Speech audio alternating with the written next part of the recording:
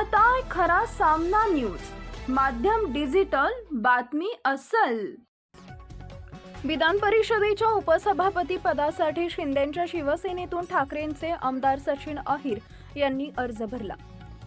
त्यानंतर भाजपचे आमदार आणि मंत्री नितेश राणे यांनी उद्धव ठाकरेंवर जहरी टीका केली आहे। आदित्य ठाकरेंचे निकटवर्ती आणि प्रत्येक वेळी त्यांच्यासोबत असलेल्या सचिन अहिर यांनी शिवसेनेच्या शिंदेंच्या पक्षांकडून विधान परिषदेच्या उपसभापती पदासाठी अर्ज भरल्यावर ठाकरेंना मोठा धक्का बसला। त्यानंतर राजकीय वर्तुळातून अनेक प्रतिक्रिया व्यक्त होत आहेत। आज सकाळी विधिमंडळात सचिन अहिर यांचा उपसभापती पदाचा अर्ज भरताना मुख्यमंत्री देवेंद्र फडणवीस, उपमुख्यमंत्री एकनाथ शिंदे यांच्यासह माजी उपसभापती नीलम गोऱ्हे, मंत्री चंद्रकांत पाटील उपस्थित होते।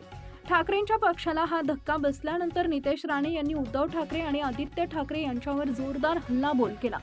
नितेश राणे माध्यमांना प्रतिक्रिया देताना म्हणाले की आता जे काही होत आहे शेवटी हे सगळं पाप उद्धव ठाकरेंचं आहे। 2019ला राजकीय धर्मांतर केलं नसतं तर आता अशी लायकी झाली नसती। शेवटी सचिन अहिर काही छोटा माणूस नाही।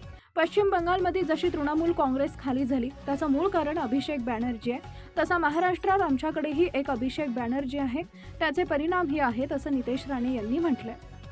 आता वरळीतून आमदार असलेले आदित्य ठाकरे यांनी राजीनामा देऊन वरळीतून पुन्हा निवडून येऊन दाखवावे असं खुलं आवाहन नितेश राणे यांनी यावेळी दिलंय।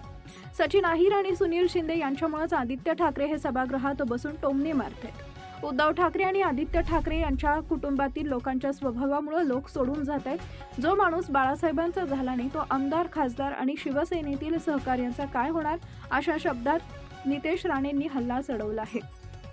देवेंद्रजींच्या पंतप्रधान पदाच्या गोष्टी करतात। उद्धव ठाकरे यांनी 2019 मध्ये बहुमत असताना देवेंद्र फडणवीस यांना मुख्यमंत्री होऊ दिलं नाही, त्यांना रोखलं आणि आता पंतप्रधान पदाच्या गोष्टी करतायत। तो नीच माणूस आहे अशी जहरी टीका नितेश राणेंनी केली आहे। आता उद्धव ठाकरेंनी लग्नात फोटोग्राफी करावी असा खोचक टोला देखील त्यांनी लगावलाय।